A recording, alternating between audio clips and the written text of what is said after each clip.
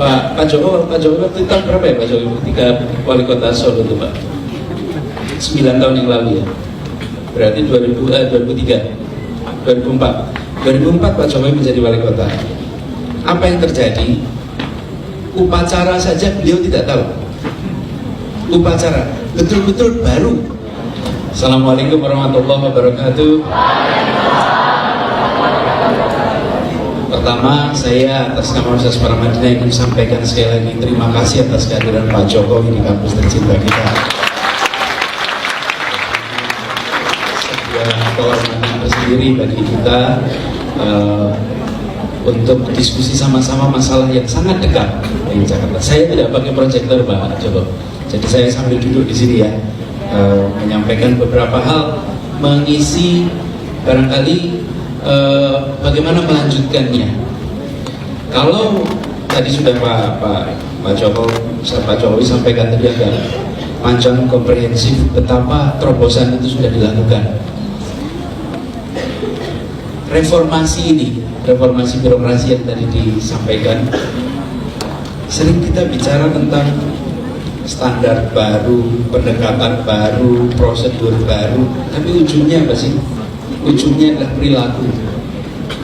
Kehadiran seorang pemimpin di sebuah birokrasi membuat perilaku itu berubah. Perilakunya yang sebetulnya ingin kita ubah. Tapi mengubahnya dari mana? Dari hilir atau dari hulu? Harus mulai dari hulunya. Bila hulunya baik, seperti aliran sungai, insya Allah maka aliran yang akan jernih. Tapi itu harus diiringi. Saya ingin gambarkan sedikit kira-kira apa yang terjadi ketika hulunya itu baik. Pak Jokowi waktu itu tahun berapa ya Pak Jokowi ketika wali kota Solo itu Pak? 9 tahun yang lalu ya. Berarti 2003, 2004 Pak Jokowi menjadi wali kota. Apa yang terjadi? Upacara saja beliau tidak tahu. Upacara betul-betul baru. Saya percaya betul pada visi misi, tetapi kalau yang menjadi pemimpin tidak bisa jadikan rujukan, visi misi dan daftar rencana itu hanya ada di atas kertas. Yang diperlukan justru pemimpinnya. Yang hadir di situ orang melihat pendekatannya beda, dan kemudian kita saksikan itu sukses. Jadi saya membayangkan yang dikerjakan reformasi birokrasi itu bukan sekedar agendanya, karena agenda tidak otomatis jalan sendirian, tapi agenda perlu eksekusi, dan eksekusi ini membutuhkan orang yang melakukan eksekutor. Di situ sebabnya saya melihat, saya sempat pernah ada ini Pak Rusdianto yang punya datanya lebih jauh Pak Rusdianto.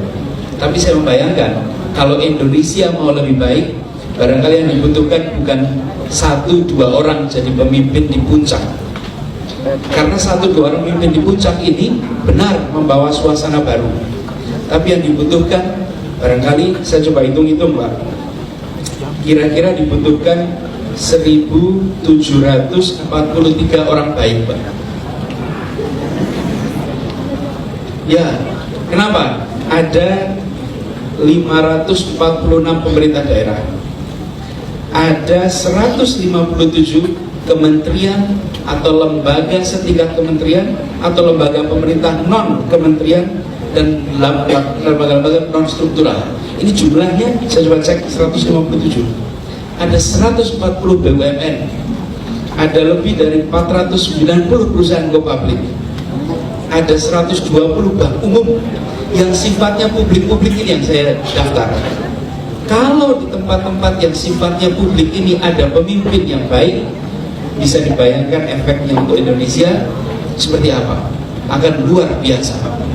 Itu adalah deretan orang-orang baik, deretan orang-orang tak bermasalah. Dan ini kesempatan untuk mengubah wajah Indonesia kita. Jadi bisa dibayangkan efeknya. Meskipun benar kehadiran orang yang bekerja dengan baik, serius. Ini kemarin saya sampaikan Pak Jokowi di kasus di Jakarta ini Pak. Kan macet juga kita masih alami, banjir juga kirimannya dari Bogor, tapi bukan kota Bogornya Pak, Kabupaten Bogor. Dari Kabupaten Bogor, beda ya kabupaten sama kota gitu ya. Banjir masih datang terus. Tapi teman-teman semua, Anda yang mengikuti di Twitter, lihat tidak orang marah-marah sama gubernurnya? Tidak. Kenapa? Coba 2 tahun yang lalu, banjir yang sama, marah-marah pada pimpinannya. Kenapa? Kita bukan masalah sudah jadinya, karena orang tahu tidak mungkin bisa selesai dalam waktu 1 tahun. Tetapi bahwa ini dikerjakan serius, itu membuat orang bisa sabar, menghargai, mengapresiasi. Bayangkan teman-teman itu terjadi, saudara sekalian bisa lihat kereta api. Kalau Anda lihat kereta api antar kota sekarang, dipasang siapa? 1 orang, Ignatius Jonan. Beliau melakukan perubahan, eksekutornya. Lihat Garuda Indonesia hari ini, Pak Emil Satar masuk situ. Apa yang terjadi? Berubah. Di Bandung ada Pak Ridwan Kamil, berubah suasana. Insya Allah Bogor besok dilantik, berubah suasana.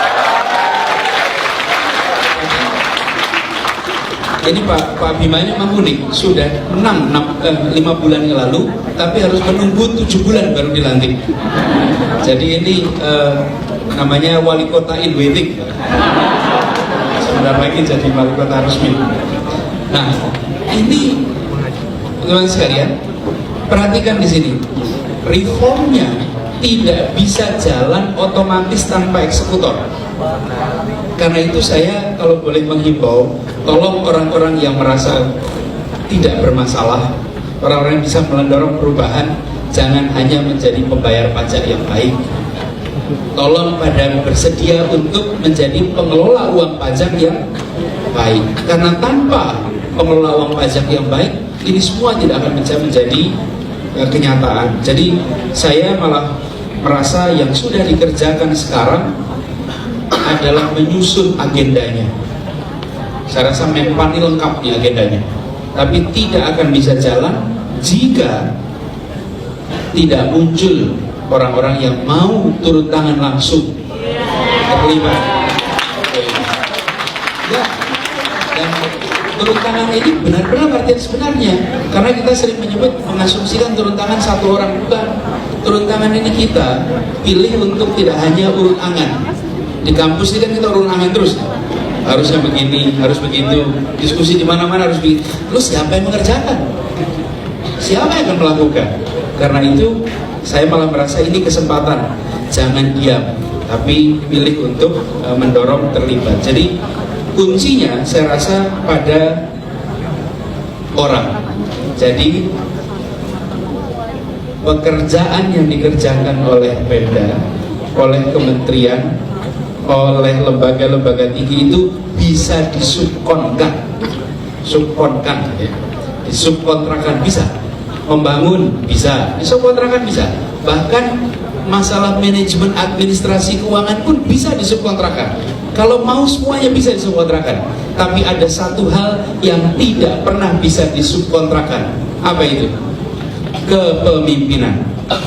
Kepemimpinan itu tidak bisa disubkontrakan. Karena itu saya merasa mendorong perubahan reformasi birokrasi adalah dengan mendorong orang-orang baik, kompeten, jujur, berintegritas, rame-rame masuk di wilayah publik dan memperbaiki aktivitas publik kita. Itu menurut saya dari saya, dan kita lanjutkan diskusi. Terima kasih Pak Toto, saya kembalikan. Assalamualaikum warahmatullahi wabarakatuh.